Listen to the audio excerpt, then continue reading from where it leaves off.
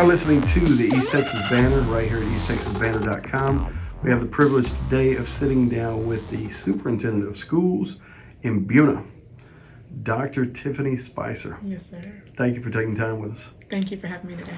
Absolutely. So you've been here 2 years. Some would say that that's long enough to get the maybe the dust knocked off of you a little bit. I love it. But tell us a little bit about what's going on with Buna High School. Obviously, you're in the 23-24 season, and this being your second year, what are you guys looking at here for the new year?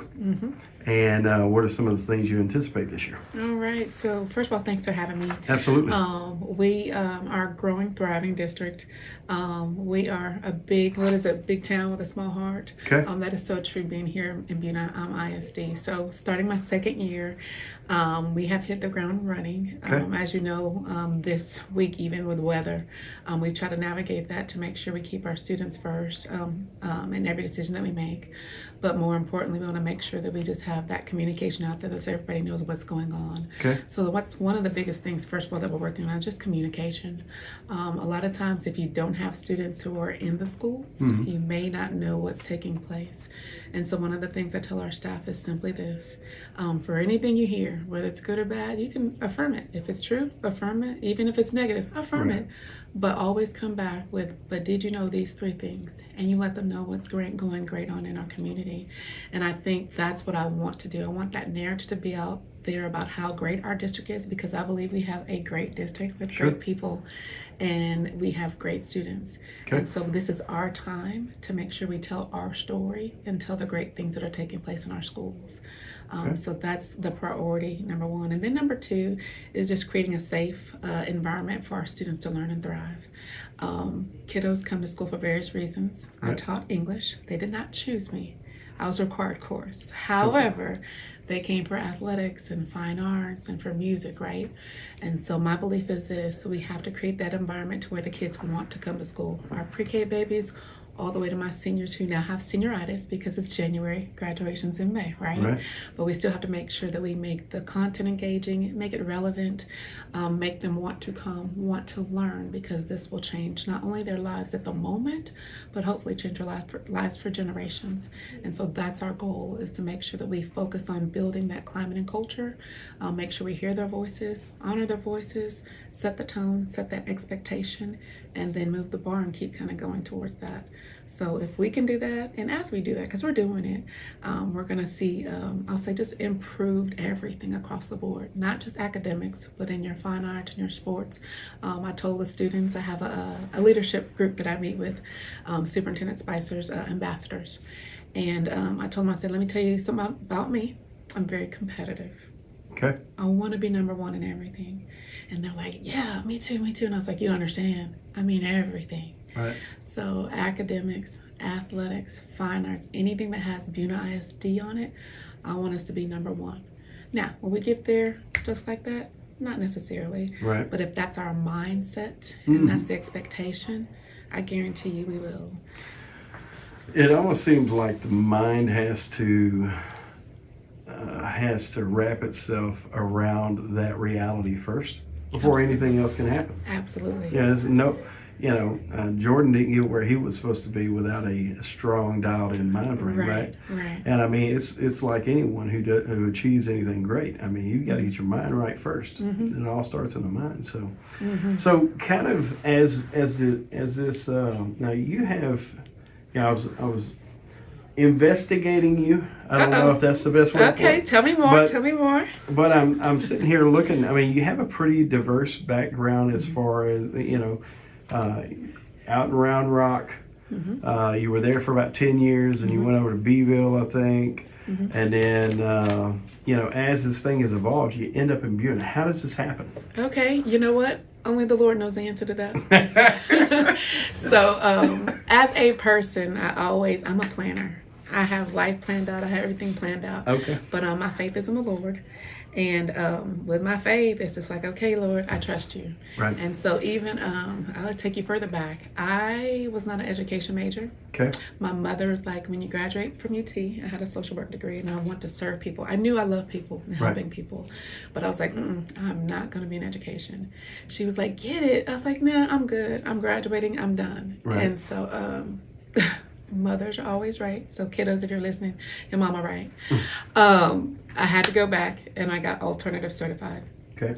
And so that was the best decision that I ever made, because it kind of was a catalyst of everything. Right. I knew I wanted to be in leadership. I knew I wanted to help kiddos, but I wanted to be the person who could change the system. Yeah. And not just the classroom. Gotcha. And so working as a teacher, I was a special education teacher. And then after that, I went into administration. So assistant principal and principal. And so, yes, 10 years in Round Rock. And that's where I grew from teacher all the way to middle school principal there. Nice. And then after that, I went to Leander. And I was there for 5 years. Okay. And that's where I got my first high school. And we did some things that were great for kids, and it was our community, our world. It was awesome. But then my superintendent, and this has been the blessing of my life. People said, I see stuff in you. And it's something that I probably did not see. I was like, I'm just going to be a high school principal. I'm good. But he was like, no, I want you to be at central office. So he promoted me. And the crazy thing is, like, I was like, give me a little bit of time. But he was like, no, you're doing it now. I need to do this. And so I went to this new position at central office. And the funny thing about that was half of his evaluation came from my department. So he was like, no pressure, but I know you can do this. So I'm freaking out. But we did it, Right. It was about making sure kids have opportunity, access, equity across the system. So I built systems pre-K through 12, but also across, we had 6 high schools at the time. Right. So across those high schools, the 10 middle schools, and like the 40 elementary. So we built academic systems. And so just to kind of see that come to life with 40,000 kids and being a part to kind of like lead that and kind of just make, I'll say, changes that help the system move was amazing. And so after that experience, I went to Del Valle. I served there, helping our high school and middle school principals, and then went to Beeville. And that's where it was a great opportunity. I served as chief of staff. And as I've moved up in my career, my districts have gotten smaller, but I appreciate it because it's more intimate. You get to meet the people. You get to work with people. When you're bigger systems, sometimes it's just names, but when you're here with a nice size, you can know people and know their stories and know their why, know their how, know how to build them up and how to help them achieve potential that they didn't see as well. So no doubt. That's been helpful. It's interesting to me how, you said something there, and to me, it's very eye-opening. When you say 40,000 kids, we don't have 40,000 people in the 3 counties. Yes, sir. That's huge. Yeah. That is a huge endeavor. It is. So what's nice is the transition from, I won't say a corporate school, but it's more. It takes on more of that identity in a way. Finding that place, obviously knowing the systems that worked in those bigger schools and things that happened, things you were able to navigate there, and being able to bring that experience here is very relevant. That's very relevant to, one of the things in Southeast Texas that we pride ourselves on is not changing. By God, we're not changing. And sometimes that creeps up on us in a weird way because we look up and we're surfing the internet on our phones. But we're not changing. Wait a minute, stop. This change is happening. Yeah. Change is happening, and you almost have to have visionaries like yourself in the process to help kind of navigate some of this stuff because, I don't know how many people out here. I know I'm dealing with it right now in my own house, and I figure there's other people out here as well. But when I have to call my child to come do something on my phone, I'm like, what the heck, man? Like, we in the same house. What's going on? That's exactly right. They're like, oh, Dad, come on, bro. You got to do it like this. You got to do it like. So I think in this process, especially with technology and access and how kids are being raised at this point. You know, this new world. I don't even know what you would I classify can't put a as. label on it. I can't either, and I think that label would have to change by the end of the day because Yeah. everybody's against labels at this point. Probably so. And so, but to me, I'm sitting here. You know, it's awesome that that you have the background that you have to be able to help navigate some of the potential, you know, maybe some of the potential pitfalls as you move forward with growth with the entire school system here. So, what would you say? And you know, we talked a lot before we sat down here. But what would you say are some of the things that you would like to see over the next few years for the school? Okay, let me go back real quick. You said something about change. There's a quote, and I shared this with the staff last week when we returned from break. Quote simply says, the only constant in the world is change. Right. Exactly. Right. And so I try to keep that before the staff and the team. And what I told them is simply this: I said, it's January now, right? Right. We're not going to do anything different than what we started in August. And I think sometimes in systems, whether it's a smaller system, mid-size, or large system, sometimes people are just changing just to change. Right. That's not my mindset. My mindset is, let's see what we got. Let's kind of do a self-assessment, if you will. Right. See what's working, see what's not, get feedback, and then let's create what we want it to be, and then let's work that system, right?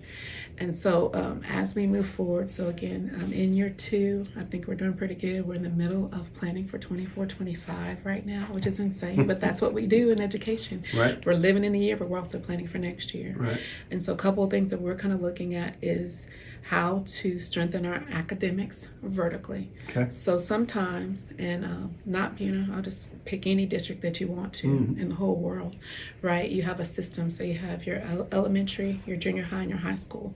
And sometimes those entities, I'll say, operate as silos, right? Okay. But my belief is simply this.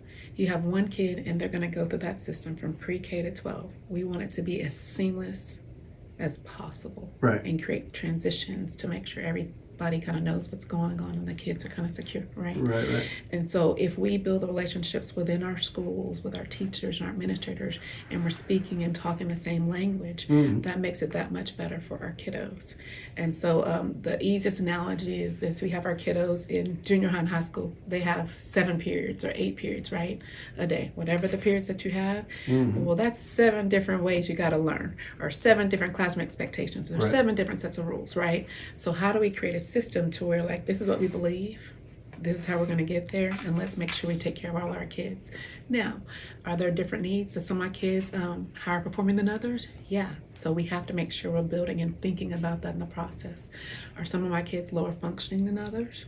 Absolutely. So I have to think about how I'm going to take care of those kiddos too. So right now, we're in the just refining process. We have a great school. We have great systems. We have great people. Right. We want to go from great to excellent. Right. And so that's the expectation for our teachers, for our students, from our bus drivers, custodians. So it's not just about academics. And what we had a presenter, loved her.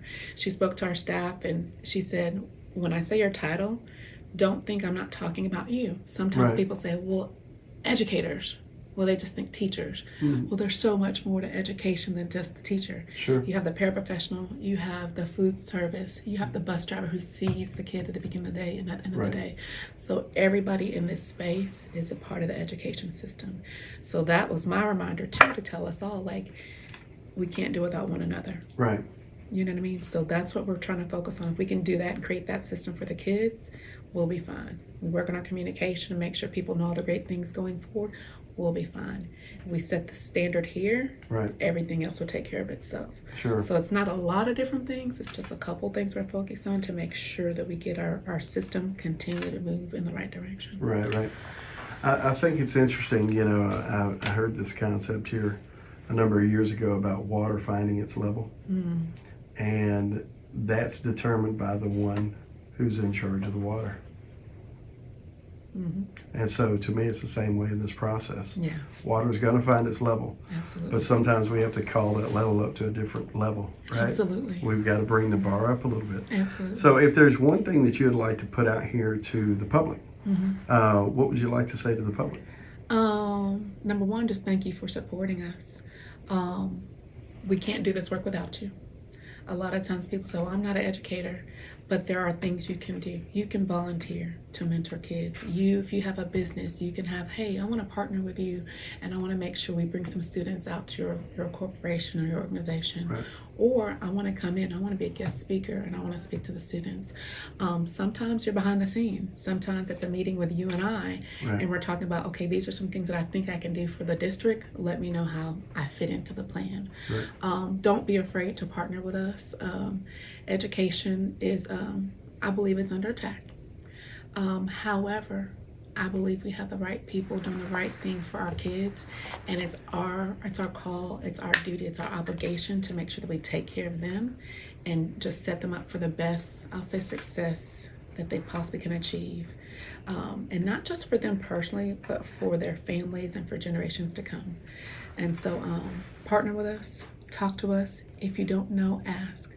If somebody posts something and you're just not sure, go to the source. A lot of times, and I'm gonna tell you this, people post stuff all the time, and my team, they know I'm not on I have a Facebook page, but I'm not on the Facebook page, and I just don't read it. Right. Because a lot of times people are either not comfortable coming in and talking to us. Right. But I'm giving you an opportunity to come in and talk to us. Yeah, Talk no to the doubt. teachers, talk to the principals, talk to the bus drivers, talk to us. We are people, we're human. We love the work we do, but sometimes it gets a little bit hard when you don't have the support of the people who are here in it with you. Or they're supporting you, but they're not as vocal as the naysayers sometimes. Right. But we're in this together. I think that's my biggest thing. We talk about inspiring excellence in all that we do. Right. And so that's the call, not only to this staff and this community, but to me, I think it's to everybody. How can we inspire people to greatness, to excellence in all that they do? And if we're focusing on that, all the rubbish and all the naysayers and all the other stuff, it'll fall by the wayside. Sure. But the expectation's been set. Yeah. We're on the right trajectory. We have the right people in the right seats, and we're excited about where we're going. The momentum. Yeah. It's good to get momentum. It is.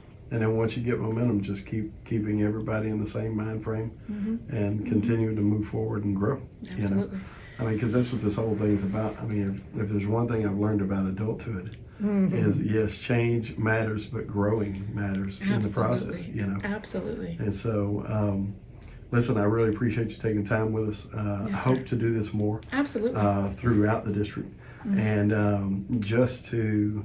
If nothing else, I know the East Texas Banner has always been Kirbyville heavy, which is fine. It's fine, but Buna needs a seat We're at coming. the table. We're coming. That's I have some right. ideas for you too. I was like, as soon as we finish, I have another idea. So we're gonna get out there because we do Absolutely. have to do a better job of telling our story. Sure. And just sharing all the great things. We have some great kiddos, and they're Indeed. doing some amazing things. Indeed. But it's no good if nobody knows. That's right. Right. That's exactly right. Dr. Spicer, I appreciate your time. Thank you. Thank you, ma'am. It's been my pleasure. You've been listening to the East Texas Banner right here at easttexasbanner.com. Check us out on Facebook and check us out right there at easttexasbanner.com. Appreciate you guys for